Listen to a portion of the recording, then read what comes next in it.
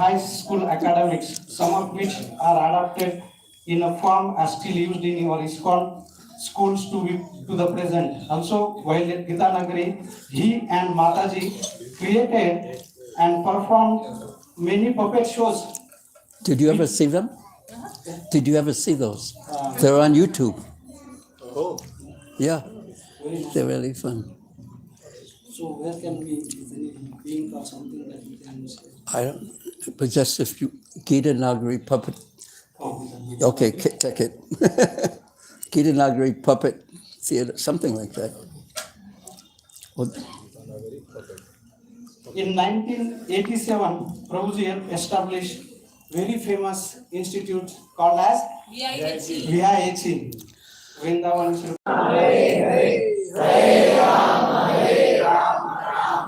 Same time, same place, Prabhuji will be speaking. that one actually. And then Saturday, Sunday, we'll have a Japa retreat at Kandamangala. So the details will be communicated later. Thank you very much. Let's again welcome Prabhuji by time.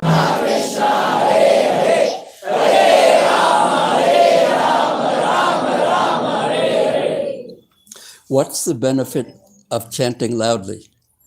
Raise your hand if you want to answer this question. But, oh yeah. If after you raise your hand, just wait till I call on you. Okay. Why? What's the benefit of chanting loudly? Please. Everyone on the road can hear. Thank you. Any other benefit? Yes. You can hear it properly. You can hear properly. Why does chanting loudly help you hear properly? Any distraction going on in your mind, it will go away. Yeah. Chanting louder than your mind. It's something like that. Because the mind, Krishna says in the Bhagavad Gita that the mind is so flickering. And actually in the 23rd chapter of the 11th canto, do you know which one that is? That chapter, 23rd chapter, the Avanti Brahmana. The Avanti, it's an amazing story, the story of the Avanti Brahmana. But his conclusion was there's only one cause alone, there's only one cause of distress. Of course, it is not easy, especially if we have a mobile phone. Raise your hand if you have a mobile phone with you right now. Wow, I'm so impressed with everyone under 15 who doesn't have a mobile phone. You don't have one, do you? You? You? No. It's at home. That's you? Mine's also at home. This is his home. This is your phone. Yeah. But in Kali Yuga, it's very difficult because everyone's mind is so disturbed. Upadrutaha is the last word. Anyway, the mind, this is one of the main symptoms of Kali Yuga, is everyone's mind is always disturbed. Chanchalam hi manha Krishna. And if we can somehow learn to focus our minds, especially when we chant or hear Srimad Bhagavatam, if we can somehow learn to control our minds, then our progress will be very, very quick in spiritual life, or in anything you want to do, practically speaking. And if we remain with our mind sometimes going here and sometimes going there and sometimes thinking this and sometimes thinking that, it's so difficult to accomplish anything either on the material or spiritual platform. Of course, as aspiring, insist on this point. Raise your hand if anyone would like this, that the spiritual accomplishment is more important than a material accomplishment. The answer is obvious. Material accomplishment ends with this life. Spiritual accomplishment is permanent. Is eternal. The difference between eternal and temporary. But the temporary is right in front of us, and the eternal sometimes seems so dreamlike. So this challenge to make the eternals seem so understanding and have the experience of it being so real and the faith of being so real. And we understand the material world as like svapna. It's like a dream. It's shifting, it's changing. Just like, anyone have a dream last night? Was it a good one or a bad one that you had? Yeah? You want to tell us or no? Yeah, I also won't tell you mine. You had a good one though. Bad one? Like, it was pretty material. Yeah. Was it confusing? No, it wasn't. I was in an airport last night and I got lost and my plane was late and it was early and I couldn't figure out. But it was only a dream. What's the difference between a dream and our activity? Yes.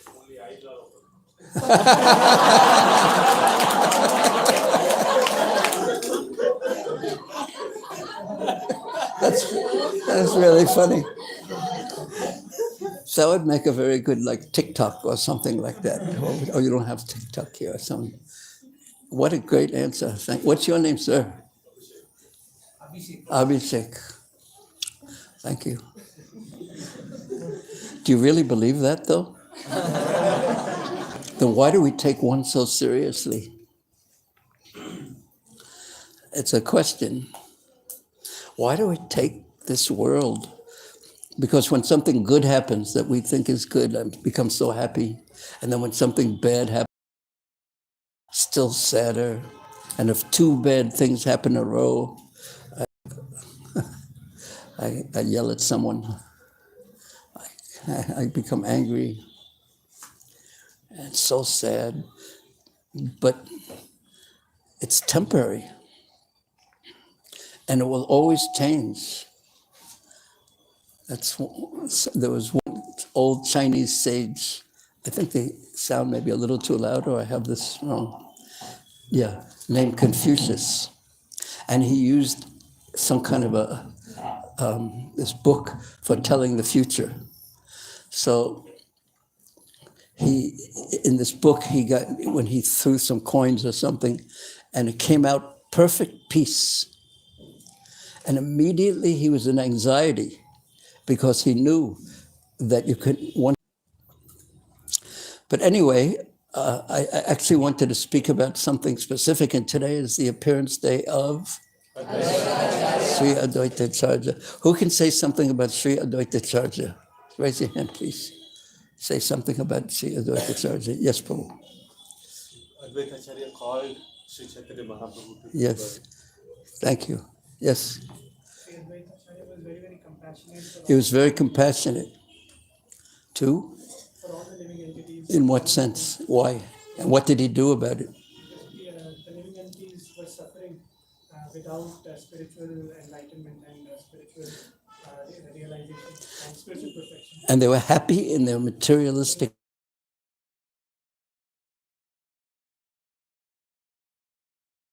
He saw the future. He could tell that the dream that they were in, with their eyes open, was going to turn into a nightmare eventually. So he compassionately called for Sri Chaitanya Mahaprabhu to come. Thank you. Anyone else would say something about Advaita Acharya? Yes.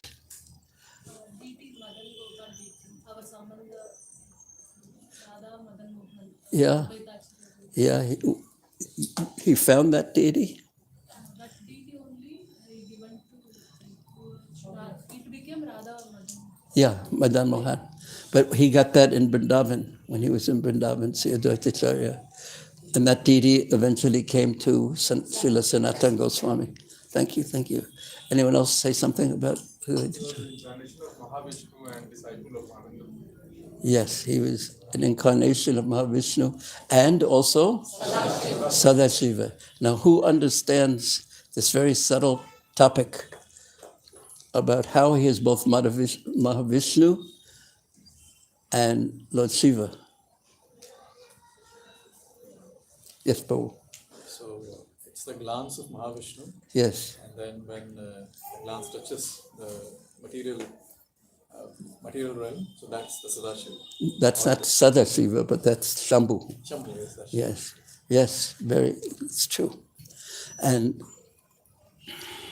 so he's Vishnu Tattva, but also he's an expansion of, anyone know? Because Mahavishnu is an expansion of Shankarsan. So that's Balaram, who's Nityananda. So he's actually an expansion. So Balaram is Mahavishnu, the glance of Mahavishnu. Did you know that? This is described in Chaitanya Charitamrita and Brahma Samhita. Okay, anyone else want to say something about Advaita Acharya? His house was at Shanti, have you been to Shantipur? Yes. Ekadina Shantipure, Prabhu Advaita Gari. So what was your experience in Shantipur? We had one class. So I enjoyed that class. Do you remember something from that class? Yes, that Advaita Acharya was intensely praying to the Lord, and when he was like praying to the Lord, Chaitanya Mahaprabhu came from back and something like he really stopped. He what? Chaitanya Mahaprabhu like stopped like. That's an interesting story. I saw the like exact place where Advaita Acharya was offering the Shila to the Tulsi and Ganga water. And he was praying with loud calls for the Lord to come, completely sincerely for a long time. He was sincerely begging for the Lord to come. And the Lord came because of his sincere cries and his offering of Tulsi and Ganga water. One more point. Huh? One more point I remember. Okay, but I was going to say something else. Srila Prabhupada used to visit that place. Yes. There he continuously used to cry for many hours together. So later on, one Pujari narrated this point. But do you know the rest of that story? I'll tell you later. It was written in Back to Godhead magazine, I think. It was quite a wonderful. Very sincerely. What does sincerely mean? Raise your hand. How would you define the word sincerely? Were you going to say? Say again, please. Wanting to call him, wanting him to come. Yes. Very good. What is your name? Anika. Anita. Thank you. Kanika. Panika. Kanika. Tanika. Anika. It's very hard to teach someone born in Brooklyn in the United States how to pronounce things properly. Please excuse me. But thank you very much. He really wanted Chaitanya Mahaprabhu to come, but sincerely. He really wanted it. How do you say sincerely in Kannada language? You have to raise your hand though. Okay. And Hindi? It's hard to define exactly. Sincerely. You did it very well. Huh? Yes, come on here. Is that right? No, that's faithful. Huh? Faithfully. That is faithful. Okay, sincerely. You really, truly only wanted that.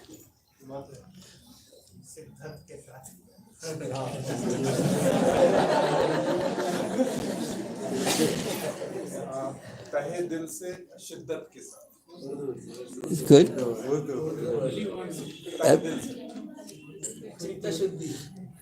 If we could, as soon as we get into North India, no one can agree on anything. Now, this principle of only wanting something for our spiritual life sincerely is so important. Or to do any service sincerely, only wanting that is so important.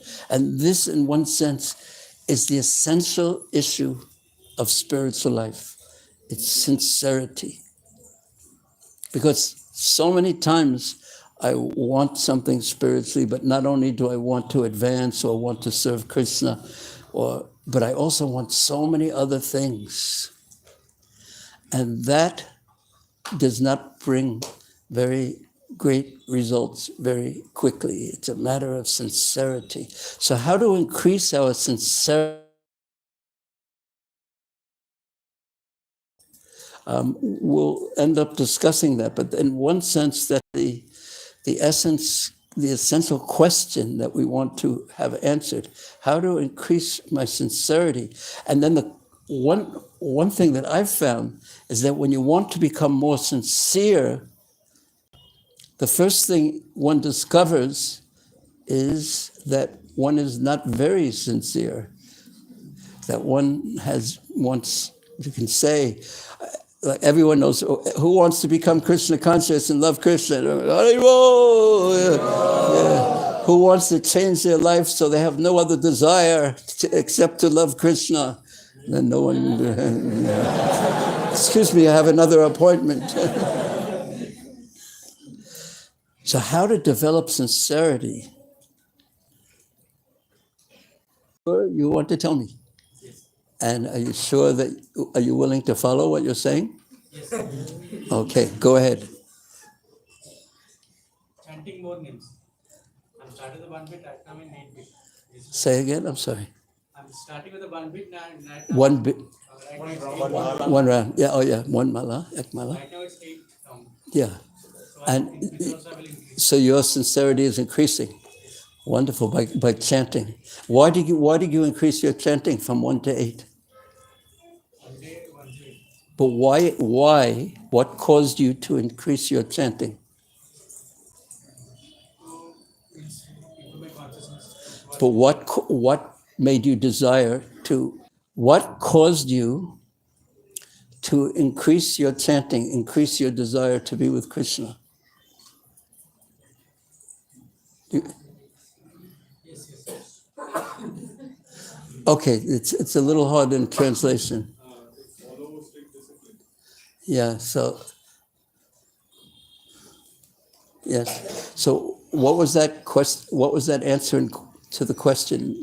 Namo Vishnu Padaya Krishna Prastaya Bhutale Srimati Bhaktivedanta Swamini Tanamane Namaste Saraswati Devi Gauravani Pracharane Nivase Jasanyavadi Paschatya Desatarane Om Agyanatimanandasya Jana Jana Salakaya Chaksu Similatan Jena Tasmai Sri Guru Jena Bhutale Sayam Rupa Dadati Sa Pandantikam Vansakalpatarubhascha Kripasindubhyevacha Patitanam Papinebhyo Vaishnavebhyo Namo Namah.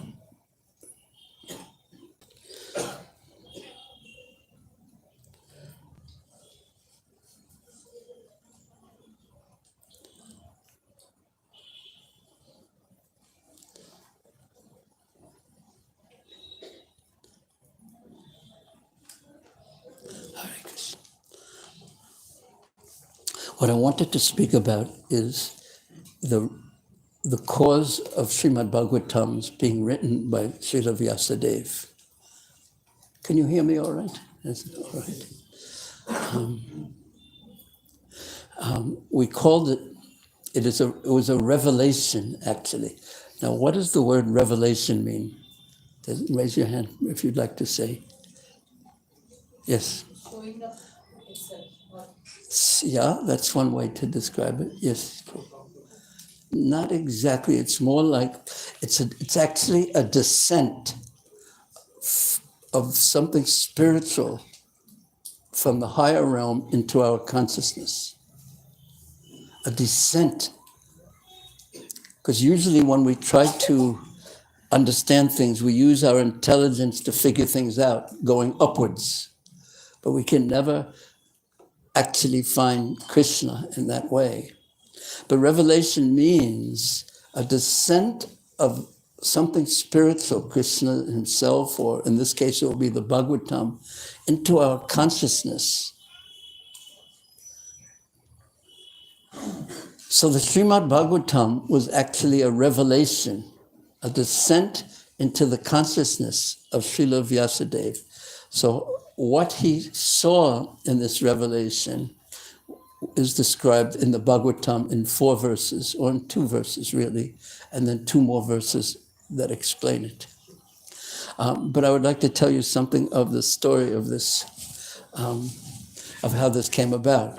Because Srila Vyasadeva, before he wrote the Srimad Bhagavatam, he was empowered. He was Krishna, Dwapayana, Vyas. He was an empowered incarnation of Krishna. And he had put together all the Vedic literatures. In seeing that Kali Yuga was approaching, he divided the one Veda into 4, and then he compiled the Upanishads. He wrote them down, and then seeing that the people of Kali Yuga weren't so philosophical, and they had not so much time, he then wrote down the Mahabharata and the Mahabharata, because everyone likes stories. And then finally, Vedanta Sutra, Veda Anta, the conclusion, the end conclusion of the Vedas, he wrote that down in the Vedanta Sutras. Now he had done so much, and there's a parallel in this, I find, because although he had done so much, and it was for the good of others too, still there was dissatisfaction in his heart. Something wasn't quite right. He wasn't happy, basically. So in this world, we tend to do so many things. We have plans, we have desires. Fulfill our desires.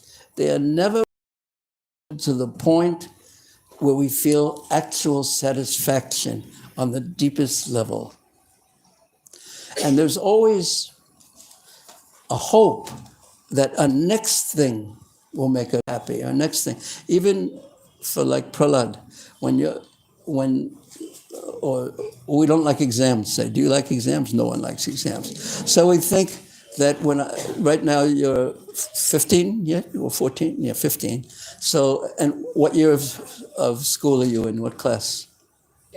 10th. So of course, the 12th year is the really hard one, yes? So when we're in the 10th year, we're afraid of the 12th year, maybe. Oh, that's going to be really hard, and everyone tells us how hard it is. And then we're thinking, oh, I can't wait till this 12th. But then you go to the university, and it's not over. And there's more exams, and there's heavy competition.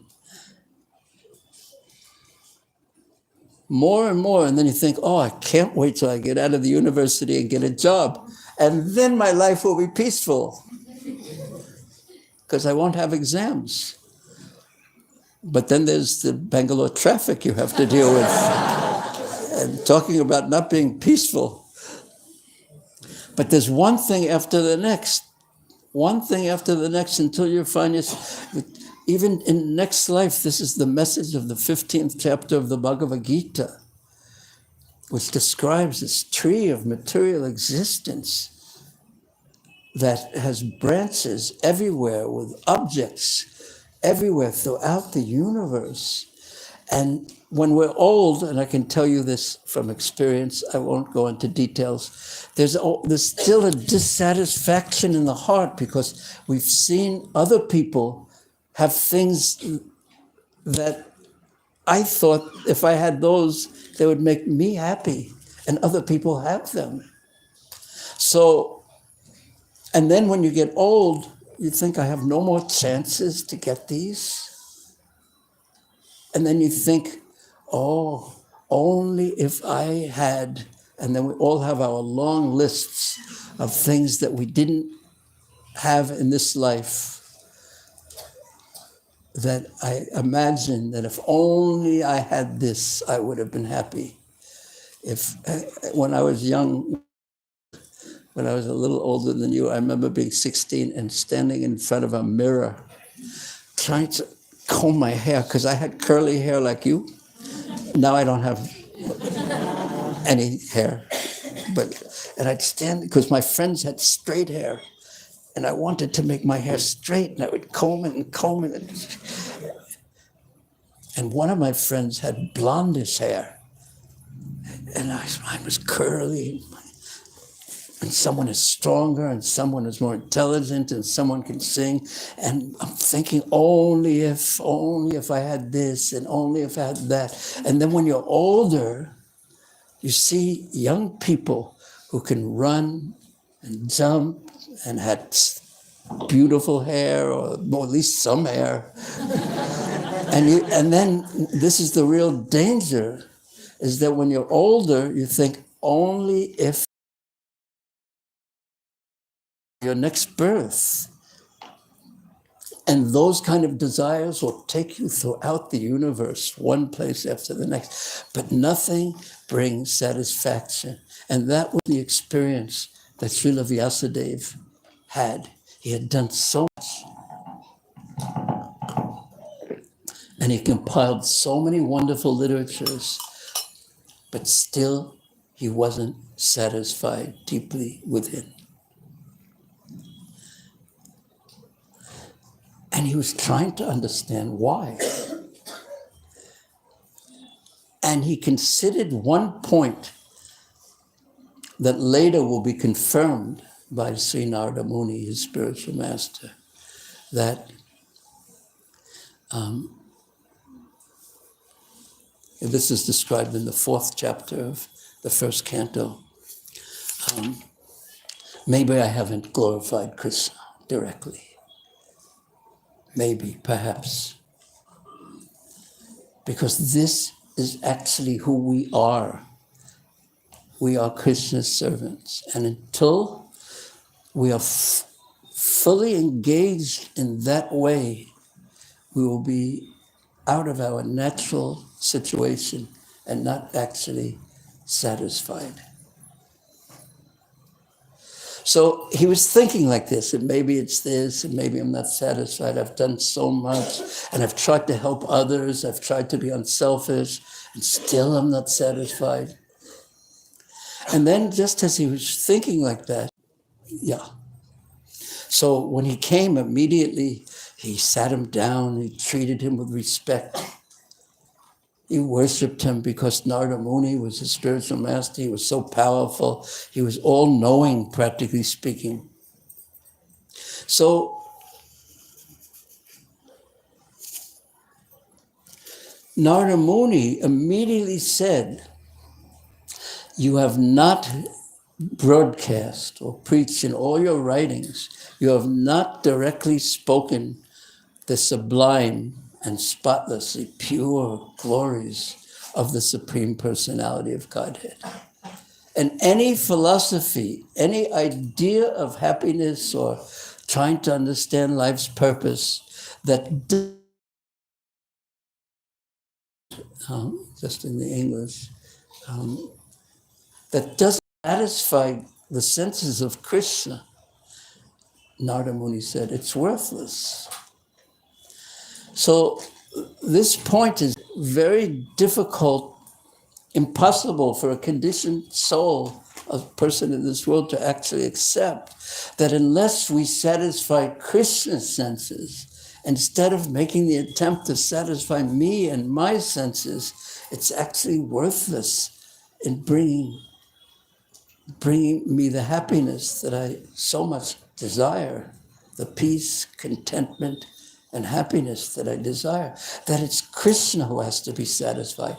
It's Krishna's eyes who have to be pleased. It's Krishna's ears and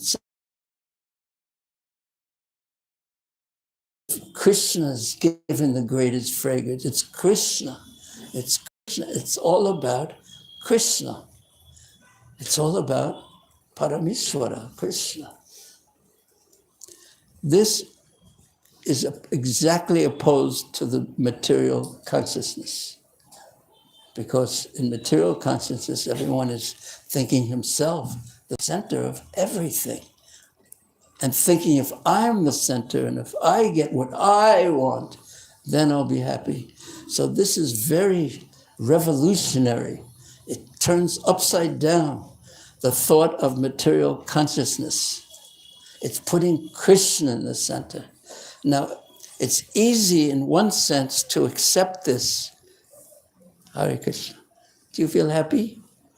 He said, it's better if I tell a story probably than talk philosophy though. It might be easier. How old are you? 10? Yeah. Do you feel happy today? Good. You look happy. It's impossible. We're in conditioned soul. A soul is in for this specific reason in the material world. Because he doesn't want Krishna in the center. He wants himself to be in the center.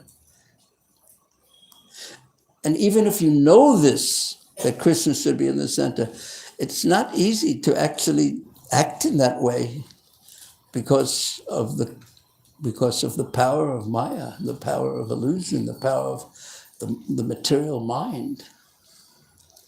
So he says this immediately to Vyasadeva, you've done so much, but you haven't satisfied Krishna, his senses.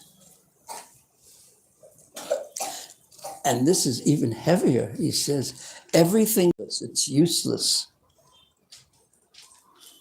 Even if Vyasadeva had tried to help everyone in the world in his own way. And then he says, you have broadly described Dharma, Artha, Kama, Moksha, but you have not described the glories of the personality of Godhead, Vasudeva, Krishna. You have not directly talked about Krishna. You have not engaged your consciousness directly on Krishna.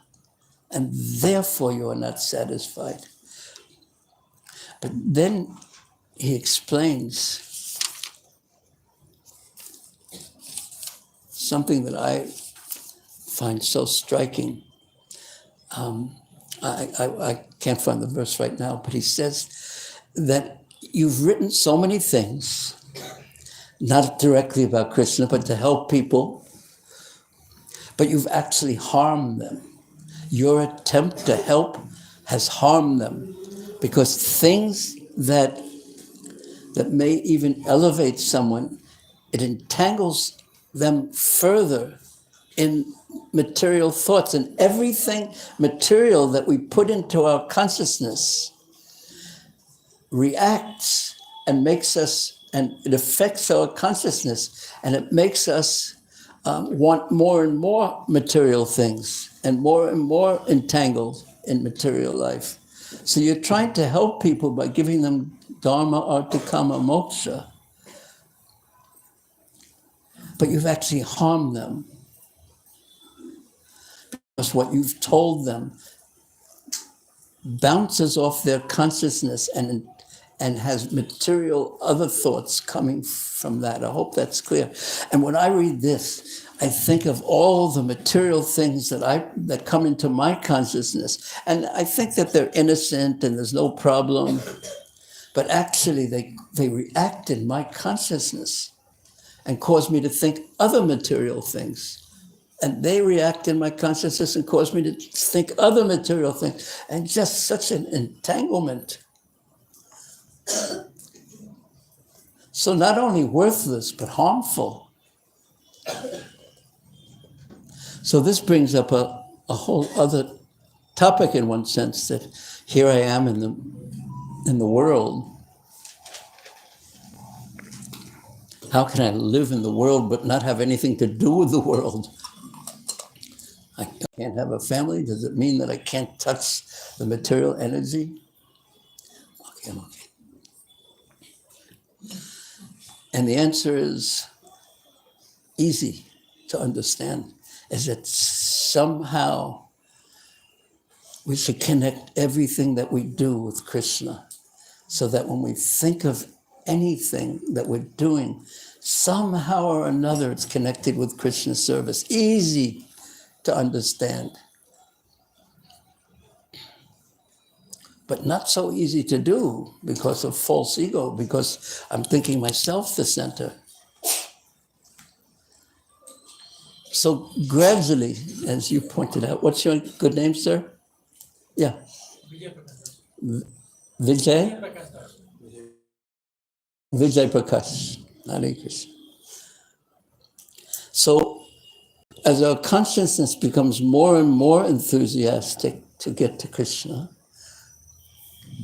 then what happens very often is we see that we're not as sincere as we think we are, that we not only want to be with Krishna, but we have so many other things too.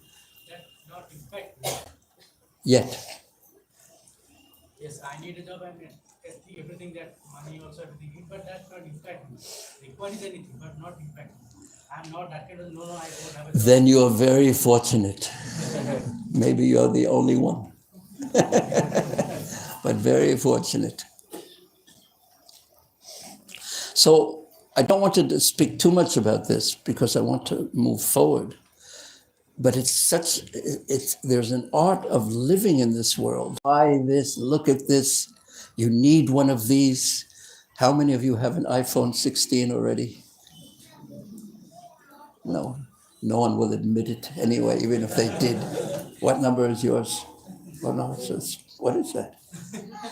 No, not your phone. That's the little bug that was trying to eat you, a mosquito.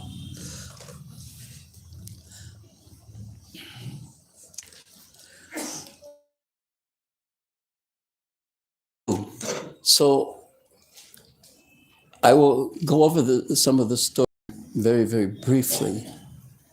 But first, I would like to do something a little radical, that's not so radical, but for a few minutes, 4 or 5 devotees to discuss with, just turn to anyone, doesn't have to be your best friends, just anyone around you, and discuss what you heard up to this point and what you think about it, and anything that was important to you. Just for 7, 8, 9, at most 10 minutes. Begin. Fine, just turn around and discuss.